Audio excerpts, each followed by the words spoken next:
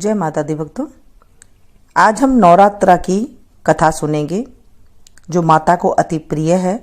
नवरात्रा में आप इसे डेली भी सुन सकते हैं या जब टाइम हो तब इसे सुन सकते हैं या जिस दिन मन करे उस दिन सुन सकते हैं।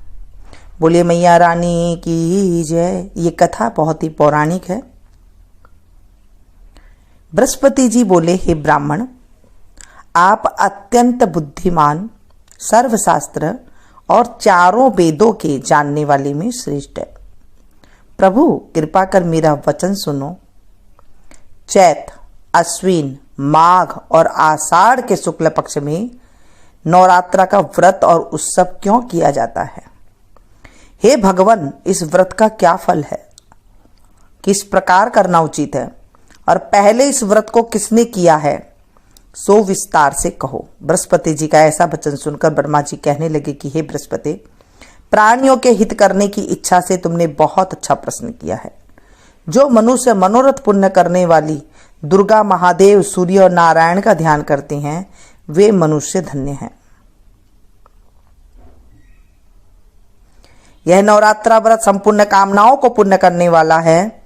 इसके करने से पुत्र चाहने वाले को पुत्र, धन चाहने वाले को धन, विद्या चाहने वाले को विद्या और सुख चाहने वाले को सुख मिलता है। इस व्रत के करने से रोगी मनुष्य को रोग दूर हो जाता है और कारोगार में बंद हुआ मनुष्य बंधन से छूट जाता है। मनुष्य की तमाम विपत्तियां दूर हो जाती है और घर में संपूर्ण संपत्तियां आती है। बंध्या और काक बंध्या को भी इस व्रत के करने से पुत्र की प्राप्ति होती है। समस्त पापों को दूर करने वाले इस व्रत के करने से कौन सा मनोरथ है जो सिद्ध नहीं हो सकता?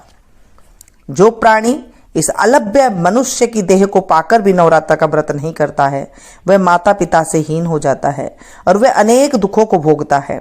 उसके शरीर में कुष्ठ हो जाता है, अंगहीन हो जाता है, उसके संतानोत्पत्ति नहीं होती है, संतान उत्पत्ति में उसे दिक्कत आती है। इस प्रकार वह मूर्ख अनेक दुख भोगता है एवं इस व्रत को न करने वाले अभागे मनुष्य धन और धान्य से रहित होकर भूख और प्यास के मारे पृथ्वी पर घूमता फिरता है।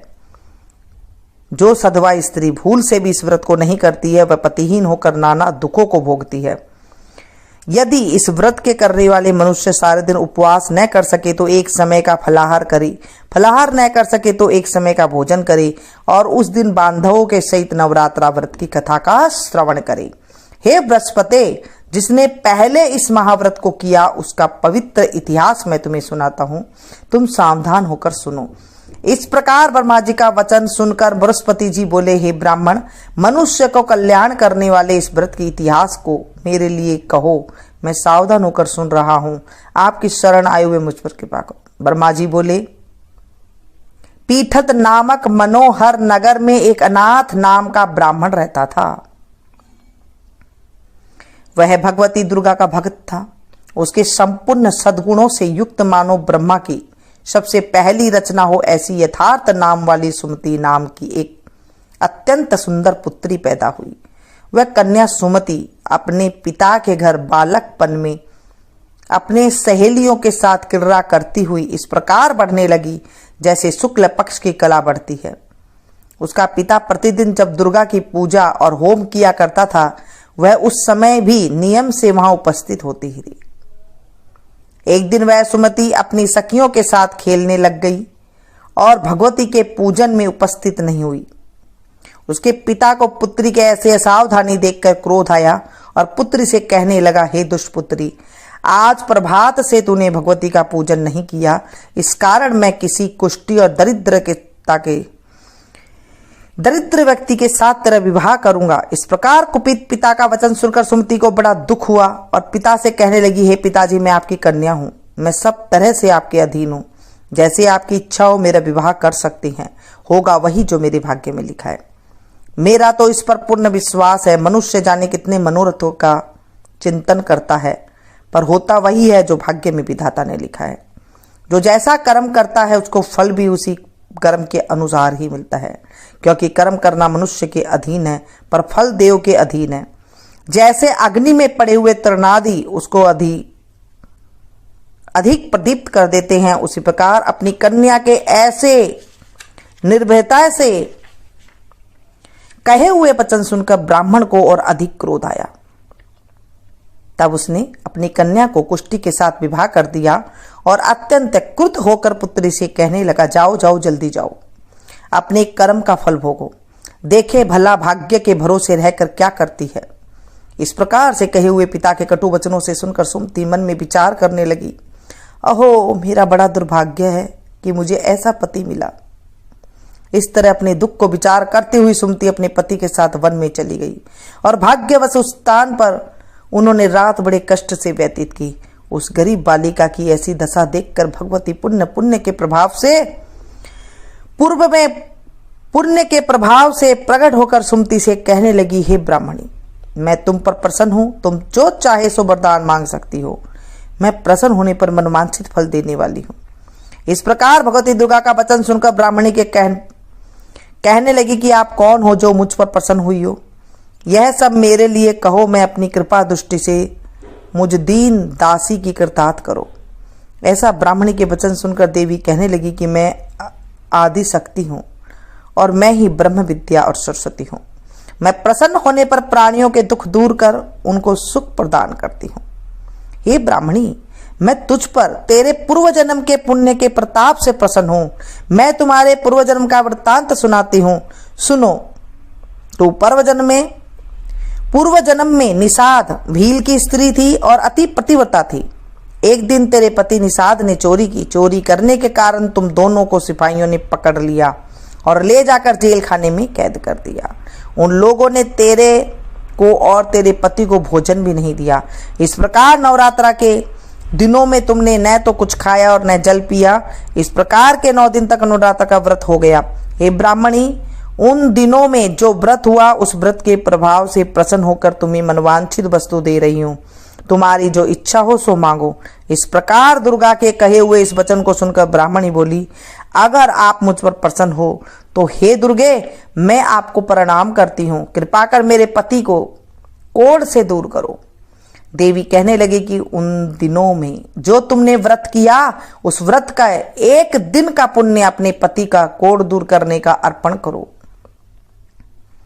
मेरे प्रभाव से तेरा पति कोढ़ से रहित और सोने के समान शरीर वाला हो जाएगा। ब्रह्मा जी बोले, इस प्रकार देवी के वचन सुनकर वह ब्राह्मणी बहुत प्रसन्न हुई और पति को निरोगी करने की इच्छा से ठीक है ऐसा बोली। तब उसके पति का शरीर भगवती दुर्गा की कृपा से कुष्ठहीन होकर अति कांतियुक्त हो गया, जिसकी कांति के सामने चंद्रमा की कांति भी क्षीण हो जाती है। वह ब्राह्मणी पति के मनोहर देह को देखकर देवी को अति पराक्रम वाली समझकर स्तुति करने लगी। हे दुर्गे, आप दुर्गति को दूर करने वाली हो, तीनों जगत का संताप हरने वाली हो, समस्त दुखों को दूर करने वाली, रोगी मनुष्य को निरोग करने वाली, प्रसन्न होने पर मनवांछित वस्तु देने वाली, दुष्ट मनुष्य का नाश करने वाली हो। तुम ही सारे जगत की माता और पिता हो। हे अम्बे, मुझ अपराध रहित अबला को मेरे पिता ने कुष्ठी मनुष्य के साथ विवाह कर मुझे घर से निकाल दिया। उनकी निकाली हुई मैं पृथ्वी पर घूमने लगी। आपने ही मेरा इस आपत्ति रूपी समुद्र का से उद्धार किया है। हे देवी, मैं आपको प्रणाम करती हूं, मुझ दीन की रक्षा करो। ब्रह्मा जी बोले, हे बृहस्पति, इस प्रकार उस सुमति ने मन से देवी की बहुत स्तुति की। उससे की हुई स्तुति सुनकर देवी को बहुत संतोष हुआ और ब्राह्मणी से कहने लगी, हे ब्राह्मणी, तेरे उद्दालक नाम का अति बुद्धिमान, धनवान, कीर्तिमान और जितेंद्रिय पुत्र शीघ्र ही होगा। ऐसा कहकर देवी उस ब्राह्मणी से फिर कहने लगी कि हे ब्राह्मणी, और जो कुछ तेरी इच्छा हो वही मनवांछित वस्तु मांग सकती है। ऐसा भगवती दुर्गा का वचन सुनकर सुमति बोली, हे दुर्गे, अगर आप मेरे पर प्रसन्न हो तो कृपा करके मुझे नवरात्रा व्रत विधि बतलाइए। हे दयावती, जिस विधि से नवरात्रा व्रत करने से आप प्रसन्न होती हैं उस विधि को और उसके फल को मेरे से विस्तार से वर्णन करो। इस प्रकार ब्राह्मणी के कहे वचन सुनकर दुर्गा कहने लगी, हे ब्राह्मणी, मैं तुम्हारे लिए संपूर्ण पापों को दूर करने वाली नवरात्रा विधि को बतलाती हूँ, जिसको सुनने से तमाम पापों से छूटकर मोक्ष की प्राप्ति हो जाती है।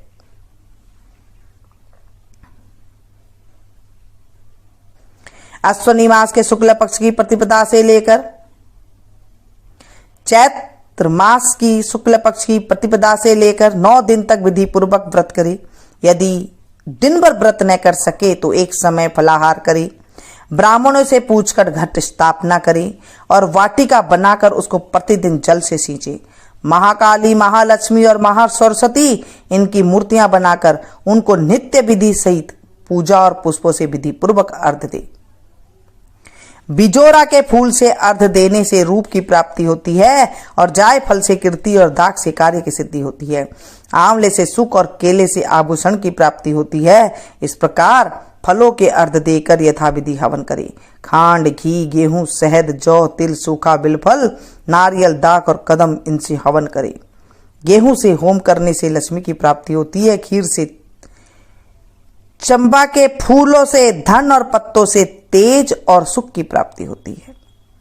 खांड, घी, नारियल, शहद, जौ और तिल इनसे तथा फलों से होम करने से मनवांछित वस्तु की प्राप्ति होती है। व्रत करने वाला मनुष्य इस विधान से होम और आचार्य को अत्यंत नम्रता के साथ प्रणाम करे और यज्ञ की सिद्धि के लिए उसे दक्षिणा दे। इस महाव्रत के पहले बताई हुई विधि के अनुसार जो कोई कार्य करता है उसके सब मनोरथ सिद्ध हो जाते हैं। इसमें तनिक भी संशय नहीं है। इन 9 दिनों में जो कुछ दान आदि किया जाता है उसका करोड़ों गुना फल मिलता है। इस नवरात्रा के व्रत करने से ही अश्वमेध यज्ञ की फल प्राप्त मिलता है। हे ब्राह्मणी, इस संपूर्ण कामनाओं को पूर्ण करने वाले उत्तम व्रत को तीर्थ, मंदिर अथवा घर में विधि के अनुसार करे। ब्रह्मा जी बोले, हे बृहस्पति, इस प्रकार ब्राह्मणी के व्रत की विधि और फल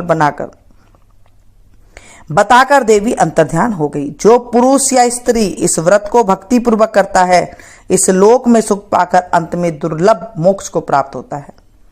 हे बृहस्पति, यह दुर्लभ व्रत का महात्मा मैंने तुम्हारे लिए बतलाया है। ऐसे ब्रह्मा जी के वचन सुनकर बृहस्पति जी आनंद के कारण रोमांचित हो गए और ब्रह्मा जी से कहने लगे कि हे ब्राह्मण, आपने मुझ पर अति कृपा की है जो अमृत के समान इस नवरात्रा व्रत का महात्म बतलाया सुनाया। हे प्रभु, आपके बिना कौन इस महात्म को सुना सकता है। हे बृहस्पति जी के वचन सुनकर ब्रह्मा जी बोले, हे बृहस्पति, तुमने सब प्राणियों के हित करने वाली इस अलौकिक व्रत को पूछा, इसलिए तुम धन्य हो। यह भगवती शक्ति संपूर्ण लोकों की पालन करने वाली है। इस महादेवी के प्रभाव को कौन नहीं जानता है। बोलिए अम्बे मैया की जय, जगदम्बे मैया की जय, शेरा वाली माता तेरी सदा ही जय। मामूरा दे पूरी कर दे हलवा बांटूंगी, मामूरा दे पूरी कर दे हलवा बांटूंगी, मामूरा दे पूरी कर दे हलवा बांटूंगी। जोत जगा के सबको मना के मैं मनाऊंगी, हदर पे आऊंगी, मामूरा दे पूरी कर दे हलवा बांटूंगी। भक्तों, आज हमने माता की कथा का श्रवण किया है। माता की कथा का श्रवण करने से, सुनाने से, सुनने से, हुंकारा भरने से हमारे जीवन के कष्ट की निवृत्ति होती है। नवरात्रा में हम कुछ भी करते हैं, आप इस कथा को ज़्यादा से ज़्यादा शेयर कीजिएगा ताकि आपको भी सुनाने का फल मिल सके और आपको भी जो है कष्ट से निवृत्ति मिल सके। मिलती हूँ फिर से एक नई वीडियो में नई जानकारी तक। अगर आपने मेरे चैनल को अभी तक सब्सक्राइब नहीं किया तो प्लीज़ कर लीजिएगा। पास में जो बेल आइकन है उसे जरूर प्रेस कीजिएगा।